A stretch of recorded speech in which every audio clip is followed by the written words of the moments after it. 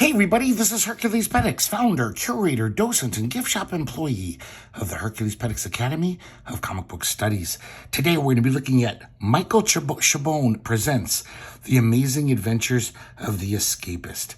This is kind of a confusing anthology because Dark Horse Comics, which put this out in 2004, they released it in two different formats. So I don't know if which was first or if it was concurrent, but you know, they published these prestige format comic books. And then very soon after, or at the same time, these smaller editions, kind of digest-sized editions, would come out collecting two of the issues. So this collects the first two of those, and then adding new covers. And I assume because Michael Chabon has a book reading audience, that they made these more for like bookstores. So pretty smart of them. They get Chris Ware to do this first cover. That's why I own this edition, because this Chris Ware cover, wraparound cover, doesn't appear in the thin comics. And I love Chris Ware. It's probably never going to be reprinted. So look at this just beautifully designed cover. Chris Ware is just amazing. This is just like master class of graphic design, just so good. And he does the whole wraparound here, doing one of his fake ads, which he's known for. And a lot of it is related to the character, the Escapist, of course. But then he definitely sneaks in typical Chris Ware things, like this ad for all these little novelties, like a midget radio. But then it's like absentee father, completely invisible man, which acts just like a real dad, won't ever respond or take a passing interest in anything you do. Just very typical depressing Chris Ware stuff, but just a great bonus to have. So Michael Chabon, I believe in the early 2000s, maybe late 90s, he wrote a novel called The Amazing Adventures of Cavalier and Clay. It was a fictional novel. It was about, well, I guess all novels are fictional, aren't they? But it was about these imaginary comic book creators from the golden age of comics, Cavalier and Clay. They were it's almost like an amalgamation of Siegel and Schuster and Simon and Kirby, all these great golden age creators. Their character, the one that kind of propels them to stardom, is called the Escapist. And in the book, he describes a bunch of the comics, a bunch of the plots. And so I guess Dark Horse approached him and said, let's make this real comics about this guy. And if you've never read the book, it's really good. I think even if you don't like comic books, it's a good book. But if you're a comic book fan, it's got a lot of great like inside baseball things dorks like us would know about, but like really well fictionalized, and talking about the exploitation of the golden age artists by the greedy publishers, all that stuff. So we have a nice little title page here, contents page, and we have an introduction from Michael Chabon. Now the text pieces in this are really fun because they're pretending that there really were Escapist comic books going back to 1940, I believe, and they really nail it. They have all these fake comic companies that supposedly publish the Escapist over the years. Once again, if you're like a comic nerd, it's they get it right, and it's really fun. They mention lots of real world stuff, which gives it a sense of verisimilitude. It's like, oh, maybe there was this Escapist comic, I just never heard of it. So we start off with The Passing of the Key, and this is written by Michael Chabon, who describes himself as a comic dilettante in the contributor's notes, and art by Eric Wright, who I've never seen before. He's from the world of animation. He worked on like Batman Beyond and Superman cartoons.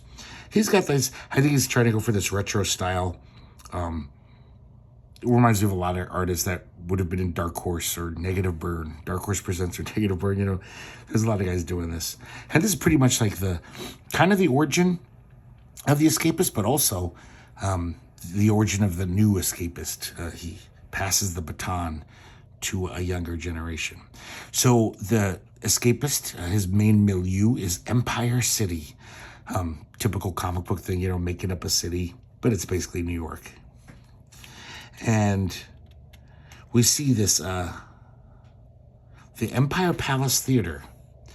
And it looks like that night the magnificent Mysterioso is performing. He's an escape artist. I'm kind of confused because it is the Escapist. He looks just like him. He has the costume, but he calls himself Mysterioso. So we see this young man. This guy's Tom Mayflower, and he's the nephew of Mysterioso. Mysterioso's assistant, Big Al, calls for him. He says, you better get in here. Your uncle wants to see you. And they have to fix one of the escape devices, this water tank. Seems like Tom's pretty clever and good with his hands and stuff. He finds a coin with a chain on it.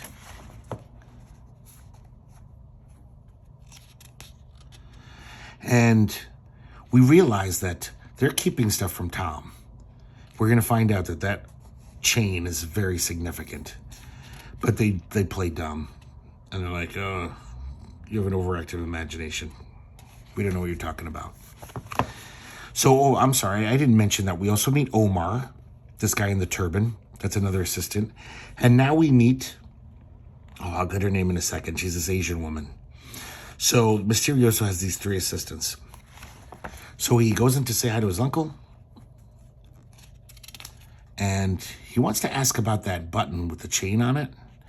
But he forgets. So his uncle goes out to perform his amazing feats. For some reason, there's all these Shriners, all these guys wearing fezzes in the audience.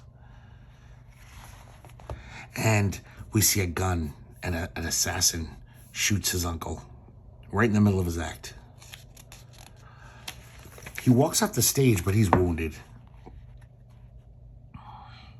Oh, her name is Plum. The Asian woman. So his uncle says, Tom, come with me.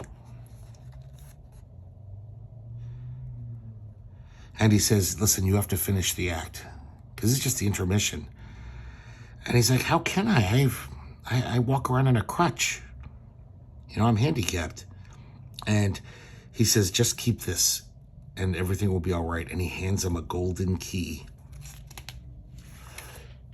He puts on the outfit, and all of a sudden, he doesn't have to limp anymore. He's completely able-bodied. And he, even though he's not a master escape artist, all of a sudden he knows how to do this stuff. And this really impressive escape trick he pulls off.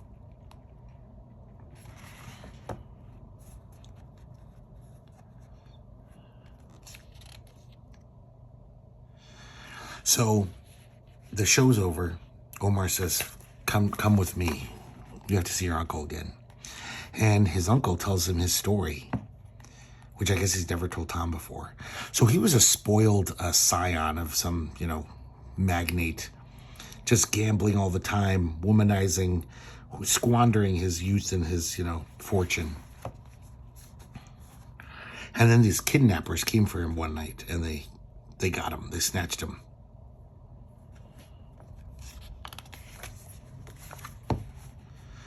So while he's tied up at the kidnapper's lair, this guy in a white linen suit comes up and frees him. He says, freedom is a debt which can only be repaid by purchasing the freedom of others. The kidnappers run in.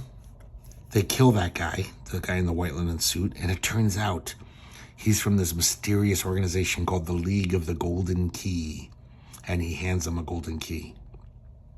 He says, stop wasting your life. You have the key.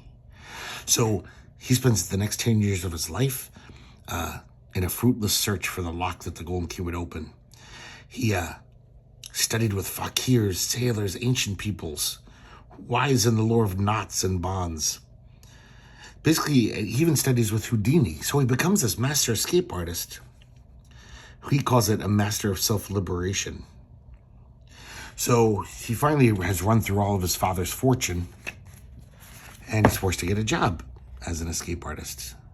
He gets to the circus, and he realizes that the strong man, he's called the ogre. He's actually a captive there. They chain him up every night in his cage.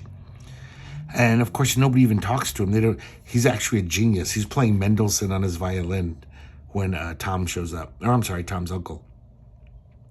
So he trades the golden key for his freedom. And he, with his own hands, he breaks the chains off. And another guy in one of those white linen suits shows up and says, "You have learned the truth of the golden key." And apparently their nemesis is the iron chain. That's why that button with the chain on it was significant. And I love this idea of the metaphor of the escapist. You know how, like, on a primal level, the best superheroes actually, fulfill a need that humanity has. Maybe there's not enough justice in the world, and a certain hero will capture that, like, well, I'm going to make things right. So his whole thing is escaping from the bonds of injustice and, fascism. And the Iron Chain is all about that. They want to just take over the whole world and turn it into a giant authoritarian planet.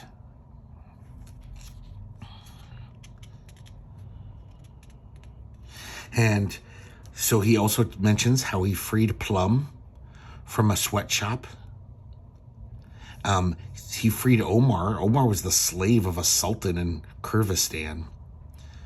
Doing that old comic technique once again, trope, making up fake names of countries. And it turns out that they found Tom. He tells him, "We found you in an orphanage in Central Europe."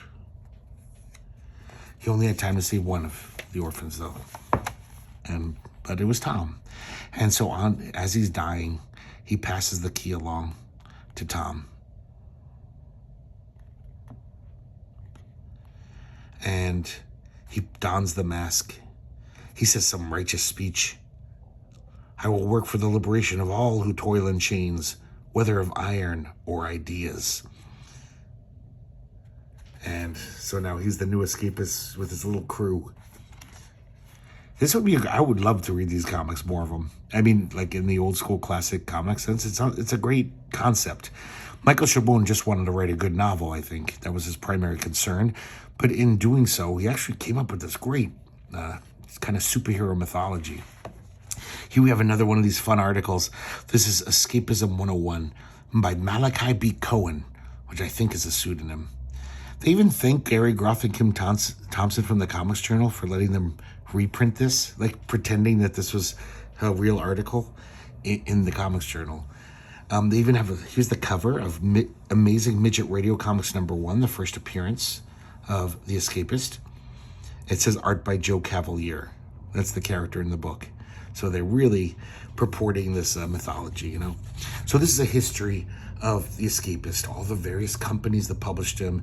He was one of those comics heroes that, was bounced around from publisher to publisher, even kind of went into the public domain at one point because of legal irregularities. But throughout, he mentions real artists. He's like, this era had some great art from Bill Everett and Macroboy and John Severin. It does seem like whoever these fake comic book editors are, they have really good taste. Because all the artists he mentions, he kind of cherry picks some of the best artists in comics history to draw the adventures of the Escapist, even if it's just in his head. Here's supposedly one of Joe Cavalier's thumbnail breakdowns. It says from the collection of Sean Martinborough. So you know that Sean Martinborough drew this for them. But it's kind of a cute way of giving credit.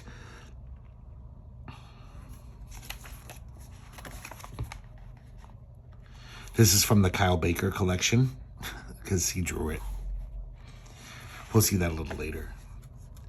So this is all fun stuff, going all the way up to the 60s when they tried to make the Escapists relevant, all through the 70s, and even all the way into the 80s. Here's a little Howard Chaykin drawing from a 1974 redesign, which didn't happen. And speaking of which, now we have a story written and drawn by Howard Chaykin. Are you now or have you ever been? So we see Plum is before Congress, a congressional hearing. There's a Senator McCraven here who's spearheading this witch hunt. It's Senator Joe McCarthy. They just changed his name. He's asking her if she's a red dupe. And when she gets back to... I didn't mention the Escapist hideout is under that theater. He lives in the basement. That's where his headquarters is. And the Escapist says, I'm going to get to the bottom of this guy. Something's fishy about this McCraven dude. So he goes out into the city.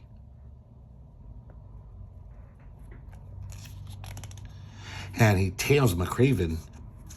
And he finds McCraven. He peeps in this window.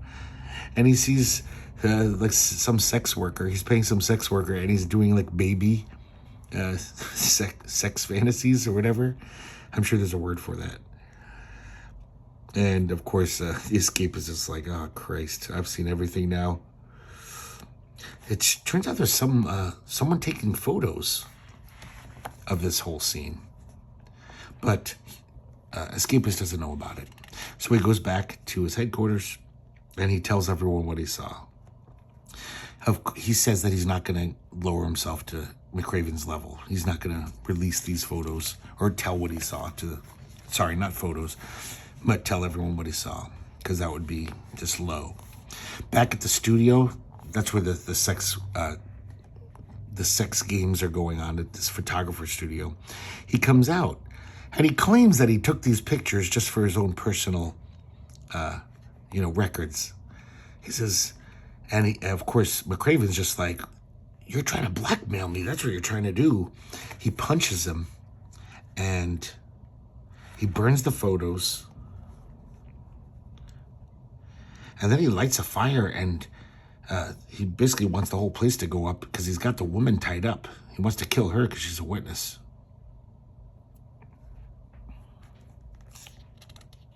So McCraven's going to leave them all to die in the fire. So the Escapist runs in.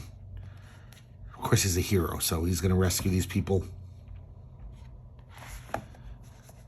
And I guess the photos are in this safe.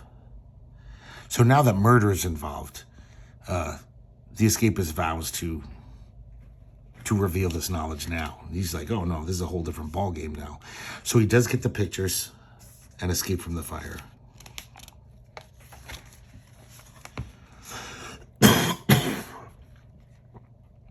So the word gets out, and McCraven's his reign of terror is over, and he's basically kicked out of Washington.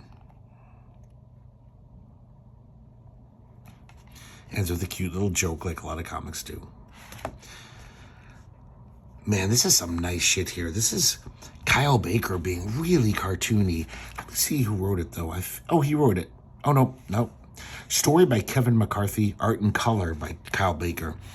Kevin McCarthy is a guy I don't know much about. I haven't read much of his stuff. He writes a lot of stories in this book, and he's got a very weird style. I think he's not very experienced in writing comics. A lot of dialogue, word balloons. I had to read twice because I'm like, wait, that should go over there, or that person's not really replying to what the person just said. I just found there was a lot of awkward moments in his stories.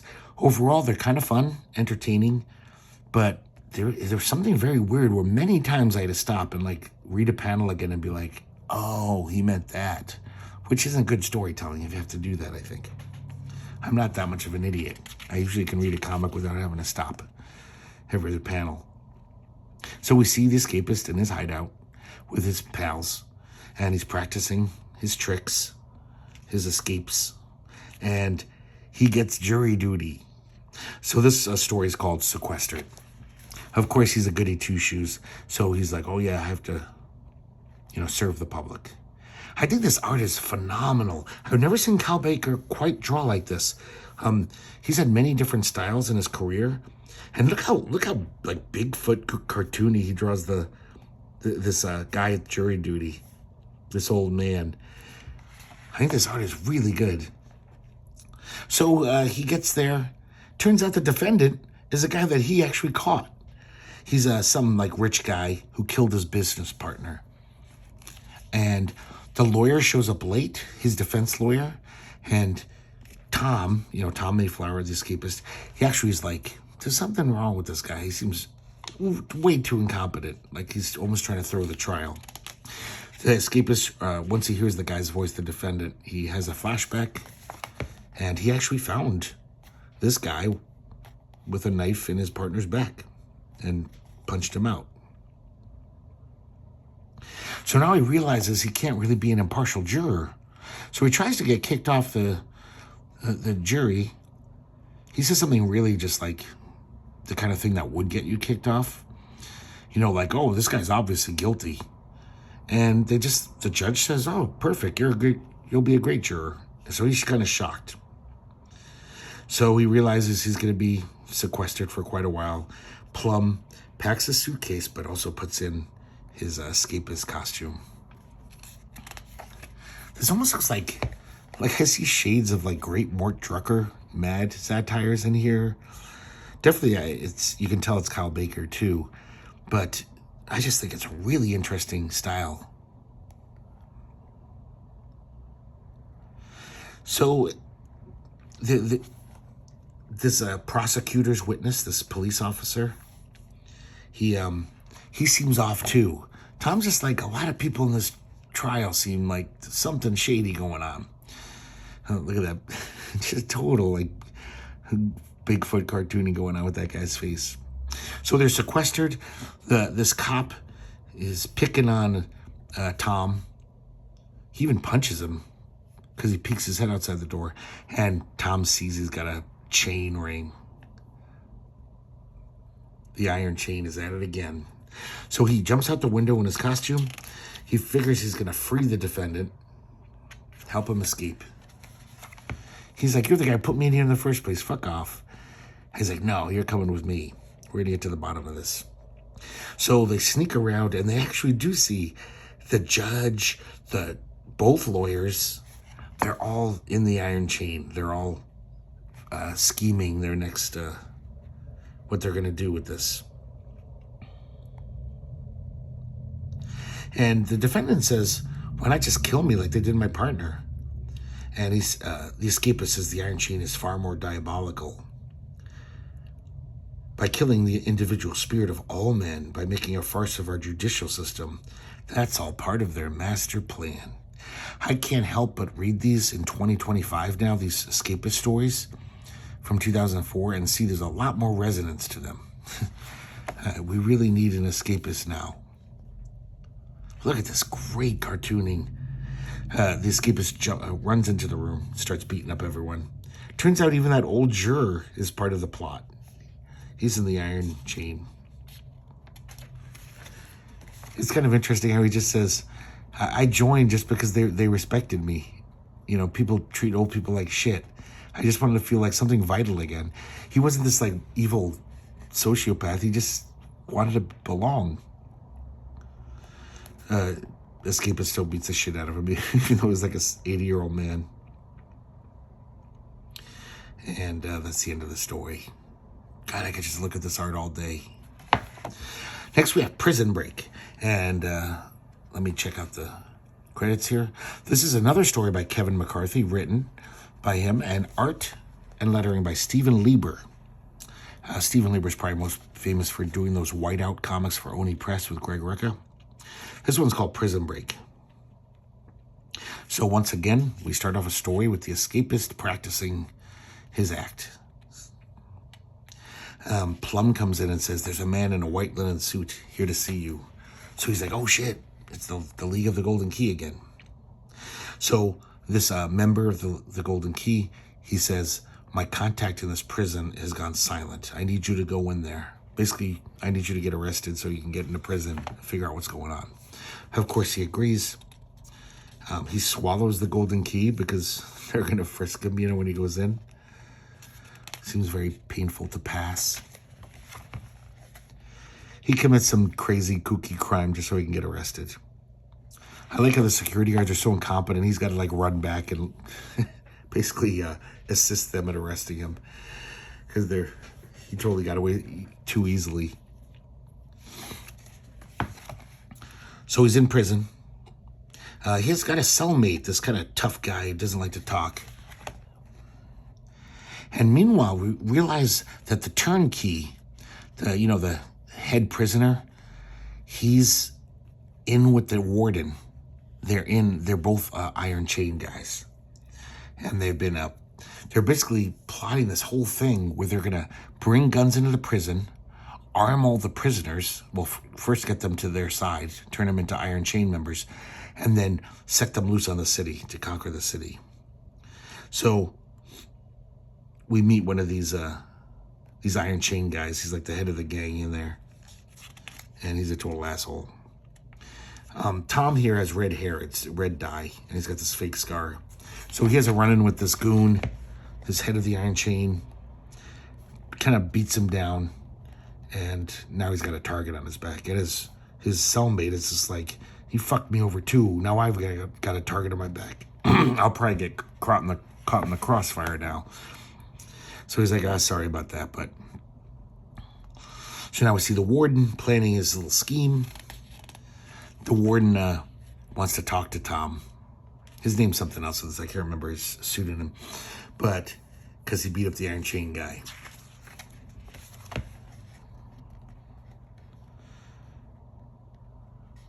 Stephen Lieber, as you can see, he's just got a very just typical style.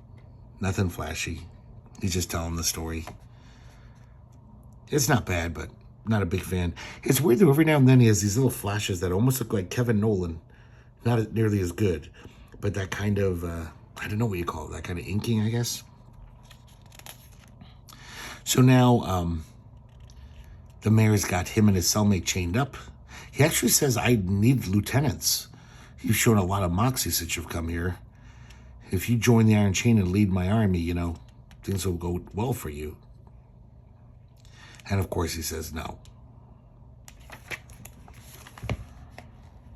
So they escape, of course, because he's the escapist. And they find all these prisoners who wouldn't go along with the Iron Chain chained up. The mayor realizes something screwy with Tom because he says, hey, there's red dye on my hands. Shit, that guy had dyed hair. He's probably a ringer. So Tom rouses up all these guys. He gives a rousing speech. No more chain gang. No more chains of any kind. Are you with me? And a full riot ensues. Of course, the Iron Chain guys come out. It turns into a big gang fight.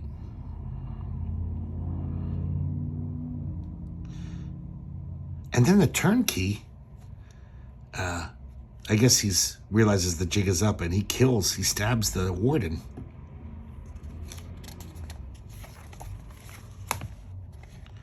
Every now and then there's a great face though. It's just a little inconsistent for my liking. Like some panels you'll be like, eh. But he's pretty good, Steve Lieber.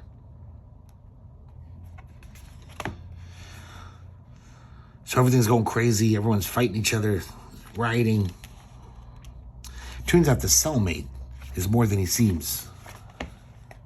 And it turns out that he's the escapist longtime villain, the Saboteur. Because he doesn't know what the Saboteur looks like without his costume on. And he says, why'd you help me? He says, hey, this is my city. It's not theirs. So he just selfishly didn't want anyone else taking over Empire City. He wants to take it over. I thought that was kind of a nice little character beat. It turns out the whole time that the warden wasn't the real warden. He was replaced. It's kind of foggy how that happened. So it's a happy ending. The real warden, shakes Tom's hand. Or the escapist, I should say. Everyone knows it's the escapist now. And he basically throws that turnkey to the wolves. And says this is the guy who stabbed the warden, the fake warden. When he gets back, his buddy Big Al, I kind of like this, he gives them the Heimlich to make the key come out. So I guess he didn't have to poop it out after all. His next story takes place in 1966, and this is another story. Oh, no, I'm sorry. This is called 300 Fathoms Down, written by Mike Barron of Nexus fame, and drawn by Val Myrick. The guy's been drawn since like 72, did all that great stuff for Marvel. And so it says 1966, the height of the Cold War, which I always thought was 10 years earlier, but what do I know? And we see the old Escapist. So this is before he dies. And I don't know if this kid's his grandson. He calls him Sean. But maybe he had a kid sidekick or something. I don't know. So the military shows up in a helicopter. They say, we need you. We need you, Escapist. You got to come out of retirement. Of course, he agrees because he's a hero. And it turns out there's a sub that's in trouble. A submarine that can't resurface. And everyone's going to die inside. So they figure, we can't figure out how to get him out. We need you. His art isn't that great. It's not Val Myrick's best. I didn't even know if Val Myrick was drawn that much in 2004. I think he was already pretty much retired from comics at that point. So he makes it down to the submarine. He sneaks in using his escape artist powers and skills. And he knows that someone from the Iron Chain is on the boat. There's a saboteur. He has some weird thing, these two vials that will create an air bubble and make the sub return to the surface. While he's planting it, though, someone in a scuba gear tries to kill him. It's an Iron Chain guy. So he succeeds. Everyone's saved on the sub. And that's it. Kind of a very lackluster little story. Not that interesting. This one's kind of interesting just because I never heard of this artist. This is called Divine Wind, and this is another story written by Kevin McCarthy. It's the artist by a guy named Tony Leonard Tamai. And I think he's an American guy who grew up reading manga. I don't think he's a real mangaka from Japan. I could be wrong about that. This is an interesting character. So he's this guy, he's a kamikaze pilot for Japan in World War II. He can't die. So this is his 8th kamikaze mission. Kamikaze missions. It's not that he fails in them. He does deliver his payload and crash into battleship destroyers and such. But he just doesn't die. So he goes back and recruits, enlists again with a fake name. So he lands on this island. Or he swims to this island after this latest, kamikaze success. And there's this kind of weird old guy there. That's kind of interesting to me. So he says, this guy seems to know about his father. And so we find out about this kamikaze pilot's childhood. He grew up in Manchuria, China. His father was a scientist, part of a army research unit that was doing studies of bacterial warfare. He often had nightmares of my father dying at the hands of terrible monsters. One day his father did die. And this guy says those were not merely dreams. And he turns into the same monster that he always dreamed about. So this is like a Chinese monster who wants revenge. Because the Japanese were up to no good in Manchuria. They were very bad. So he says, I must deal with my childhood demons. And he chops his head off. And then, so I guess because of his father's transgression, many transgressions, his ancestors have all been trapped in limbo. When he kills this demon, one of them appears as a ghost, and she's basically freed. And so now we see this montage, I guess over the next few years. He goes around fighting demons, and every time he kills a demon, it frees another soul. Which just totally would be a great comic book. I mean, this could last for 200 issues, this comic. Kamikaze Demon Hunter. And we go, basically, he's immortal, like I said, he can't die. So we're in the far-flung future. It's kind of like Blade Runner era, or type of era. And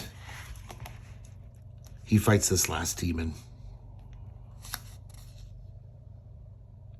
So this is basically the Japanese Escapist. He does have a little key on him. So it's almost like, you could almost imagine that some manga company got the rights to the Escapist to make their own version, just like they did with Spider-Man in the 60s.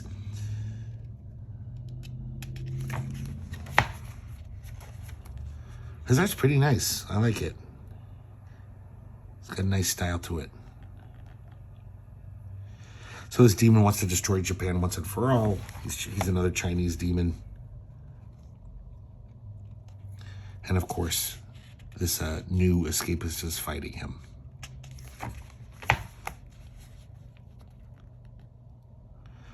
And he succeeds in killing the demon. And this time, the very last soul, this is the last demon, it's his father. And he says, "Thank you for redeeming my name. Let us all go to our reward, so long denied us by my sins." We even have an article, another fake article about how this comic came to be. You know, in 1983, they teamed up with Kodansha, the real-life Japanese publisher. But apparently it didn't take off. People didn't like it. So there's only a few of these. Apparently it influenced Katsuhiro Otomo's Akira very much. A lot.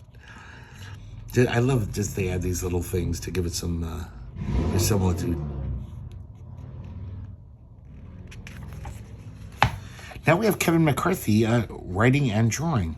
Kevin McCarthy did do some comics that are kind of look like this. When he came into comics, I can't remember the name of it, but they're kind of silly looking fun comics like this. So this is just a goofy little gag strip. It's almost like the Escapist Jr., but it's the Escape Goat. Kind of a cute pun. And I don't know, maybe this was in the backs of Escapist comics back in the 60s when they were trying to compete with Harvey. I don't know. So it's kind of silly. Not bad, though. So now we have Luna Moth. Luna Moth was another character that Cavalier and Clay created. Also a character that was published throughout the years by various companies. We have a little Dan Brereton painting right here. And another fun little article. And so now we have, I believe the story. Let me find the writer on this one.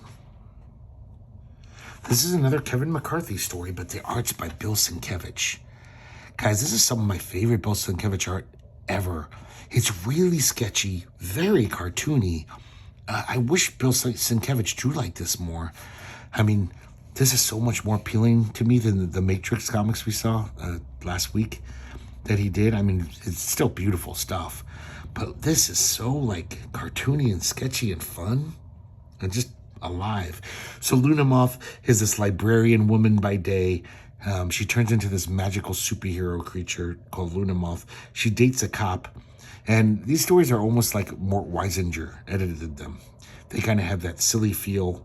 They also have the weird love triangle because her cop boyfriend, O'Hara, he kind of has he has a huge crush on Luna Moth.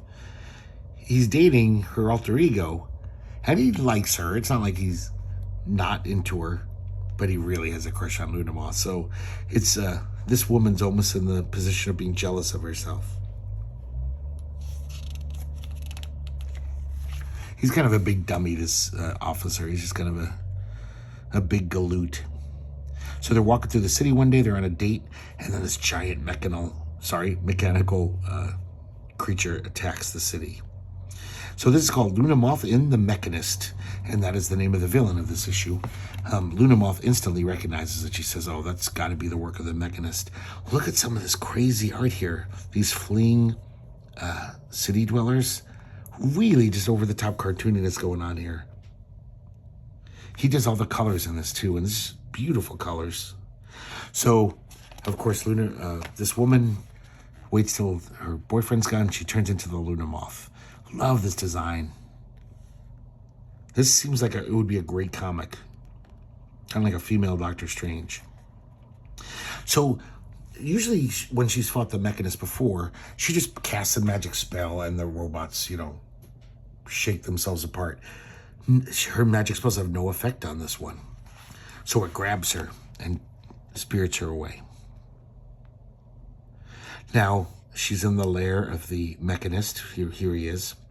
Some beautiful stuff. Look at this great watercolors over this like totally cartoony art. So we find out that the mechanist this time kidnapped her because his daughter is ill. She's almost like Sleeping Beauty. She's just fallen into this coma. And the mechanist has always fought Lunamorph, not just because he's evil, but to prove that science is better than magic. He doesn't like magic at all. We see a scene where he won't even read a fairy tale to his daughter because he's like, oh, that's a bunch of hoo-ha. Look at this beautiful panel. This is a flashback to, Lunamorph fighting him in the past. So basically he admits, he says, yeah, I kidnapped you. I need you to heal my daughter. All the science I've ever amassed is not working. Maybe magic will work.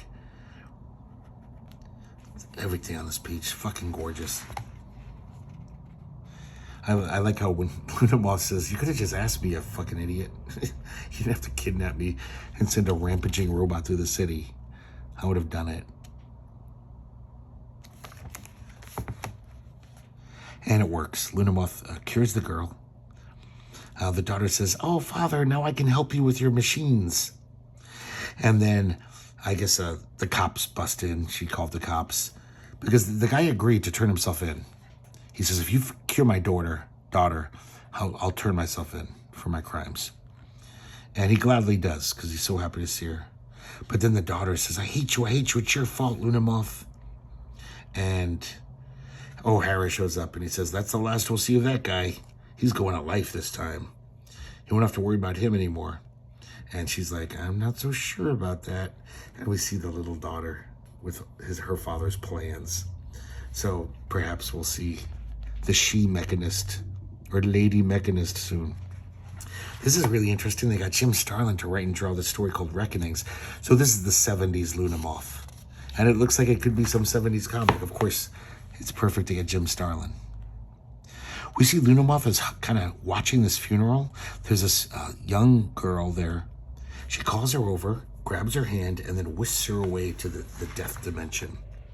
This is really interesting how it looks like Jim Starlin, I don't know if somebody helped him, but he's using computer effects. These skulls are obviously computer generated.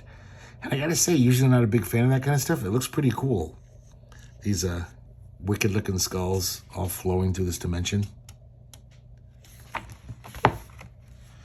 Nice colors in this too. I wonder if it's Diana Grazunas, his wife. Grazunas? No, it's Christy Scheel, the Marvel cartoon colorist. Pretty nice. So she sees death.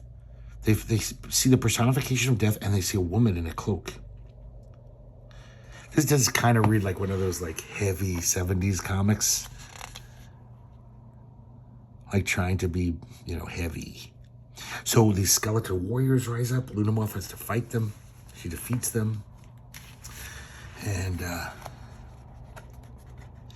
finally, basically, I guess death deems her fighting acceptable and allows the teenage girl to run towards that woman in the cloak. And she says, goodbye, Mama. And then Death shows up and says, okay, enough of that. You had your fun. And he whisks the girl back to, the normal world. And Death turns to Lunamorph and says, you owe me now. And she says, I know, but I can live with that.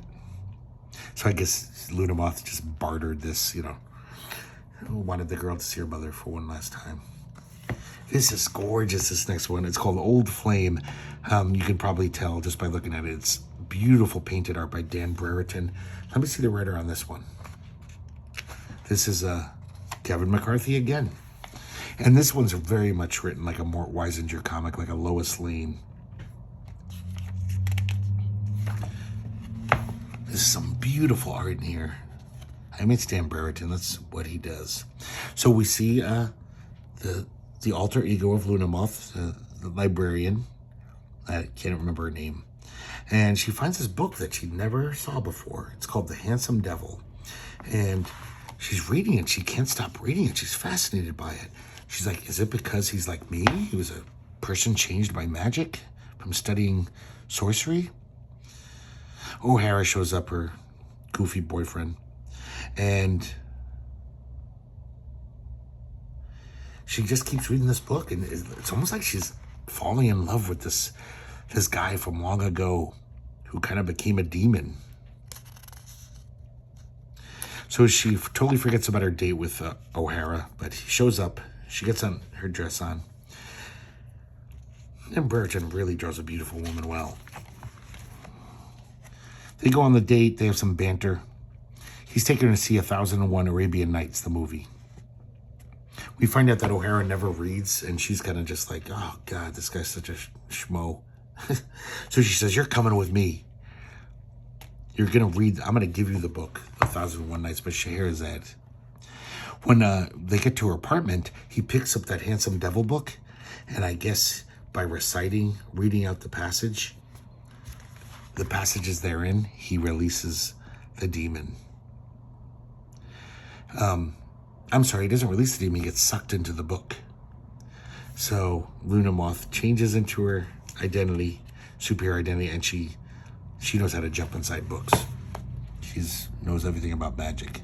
So she goes into this like kind of hellish realm, and here's the Handsome Devil, who is quite sexy, quite hot. And she does feel herself being pulled to him, like, okay, this is my enemy, but I'm really responding to him. He's really hot. So basically the Handsome Devil's going to kill O'Hara, and then he wants her to be his bride, but he also wants to take over the world and just turn it into a hellish realm. So she knows she has to stop him, even though she keeps having word balloons, or thought balloons, where she's like, oh man, this is hard to resist this guy. He gives her this fiery rose. She's really charmed.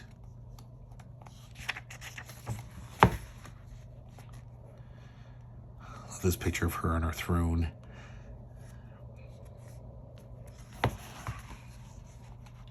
So she finally realizes that she can capture him in a book, like he was. She can capture him once again in a book. She gives him the 1001 Nights book. And then, I don't know, she does some hocus pocus, and now he is once again trapped in the book. Luna Moth and O'Hara come out of the realm, this crazy realm. And later on, O'Hara wakes up, totally forgot everything that happened.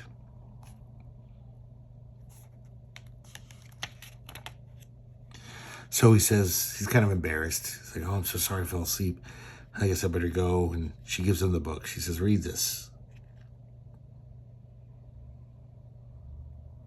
He won't take it. He's just like, oh no, that book is much worse. Like almost a small part of him remembers what happened to him. And then when she's all alone, I love this how it says, she puts the two books away because they're dangerous. The Handsome Devil book and now the book that he's captured in. And she says, but not perhaps without a certain regret. And she still has the flaming flower that Handsome Devil gave her. And she's like, sigh. I would love to read more of these. This one's The Lady or the Tiger. This is written by Glenn David Gould. He doesn't do much comics. He's an author. And he does another one of these fake intros talking about this lost 70s comic that Gene Colan drew of The Escapist. I guess they canceled it before it came out. Here we have a little sketch of Gene Colan's pencils. And so now, I guess it was unearthed. Not really, of course. So supposedly, this is that last issue that was never published. That was going to finish off this whole great saga. So the Escapist is narrating the story. I guess the Gotham sniper, who's a supervillain, has buried 6 kids alive. So he's underground trying to rescue these kids. He's got all this crazy gear on, like a mining hat and these tools. And he keeps finding the kids one by one. This is so nice. This is the era when they let Gene Colan just do the pencils and then people would color over them. I should mention the colors in this are by Paul Hornschweimer. Shit, how do you say it? Hornschweimer? Really good cartoonist in his own right. And before he kind of became a hot shit cartoonist, he did some really good colors. I think he just knew computers and stuff. So he was good. He had a knack for that stuff. So he gets all the kids. he realizes there's a booby trap set. And then all of a sudden his digging machine stops working. So he's like, oh, fuck, I'm in it now. And then all of a sudden he looks up and he sees this woman, the beautiful maiden. That's what he calls her. He's been dreaming of this woman for the past, few weeks or months. So she's got a shovel. She rescues them. She's wearing an escapist costume. She kind of looks like the Black Widow. Very kind of sexy, So, I guess the escapist is so bamboozled by all this. He never didn't know there was some escapist woman. He forgets about the sniper out there. And she doesn't, though. And she basically, once again, saves his bacon. Pushes everyone down, says, watch out. And she throws this kind of crazy chain-like weapon to capture the sniper. She runs away, and he spends the next few hours trying to find her. This is really, I'm pretty sure, close to the end of Gene Colan's career. Some really nice stuff. And these colors are terrific by Hornschweimer. So many good panels in here. So he's just fruitlessly searching for hours. But then eventually she says, hey, I'm right here. She probably could have eluded him forever. It seems like she's very intelligent. It seems like she's a better escapist than he is. In this comic, he comes across as kind of a goof. Cracking wise and stuff. So they meet once again on top of this bridge. They take off their masks. I'm sorry, I should have mentioned she stole his mask earlier. So now she takes off hers. And it really seems like they have this connection right off the bat. And she's basically admitting to him. She's like, I really like you. I just met you. I want you to like me too. And she gives him a ring. She says, do you ever feel like when you're escaping, you're not just escaping away from something, but into something? Maybe that's what's happening right now. And they kiss. And the escapist says, happiness. It was a moment, just a moment.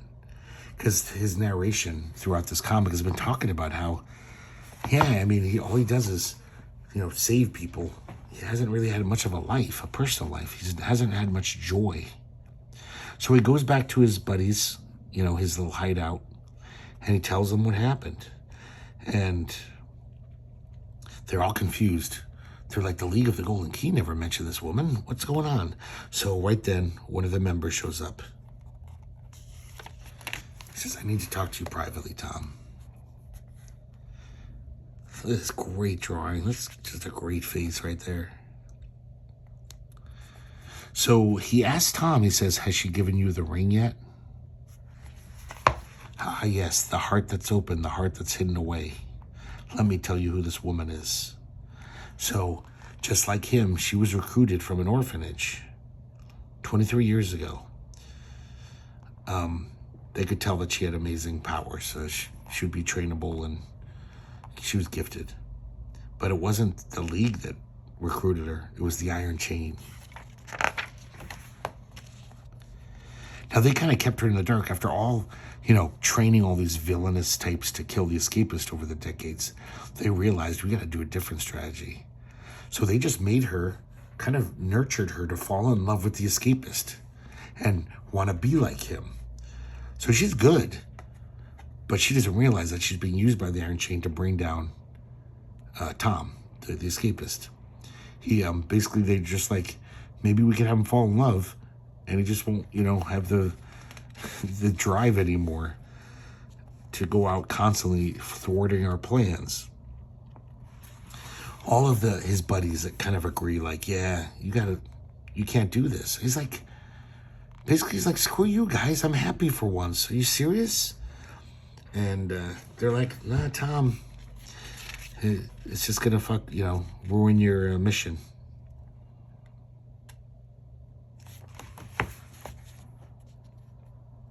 We see the future of him, with him falling in love with her. Look at that great panel right there. Having children. And basically having a family will get in the way of him being a good agent for the Golden Key, the League of the Golden Key. So she shows up, and then she slams the door again. Once again, it's a sign of that weird, oh, I'm sorry, this is Glenn David Gould writing, not Kevin McCarthy. Or what's his name? Sorry, I misspoke. Yeah, Kevin McCarthy, I did misspeak. So he goes out into the rain to find her. And he finds her in Hell's Kitchen. But he knows she's behind this door, but he just walks away. And we see the female escapist just crying. She knows that, he didn't choose her. That's why it's called The Lady and the Tiger. It's like that old story, what's behind door number 1 and door number 2. Of course, all his friends are saying you made the right choice, but he's not feeling it. So somebody's kidnapped the mayor. He's threatening him. He's got to go back on the job. So he goes, this is some great Gene Colan art. Some of the best stuff I've ever seen him do. And so the whole time he's fighting these bad guys, he's just like, there'll be other mayors, there'll be other people to save. What's really unique in the world? What really gives me joy? Something close at hand, and he thinks he sees the lady escapist without her costume on in the rain.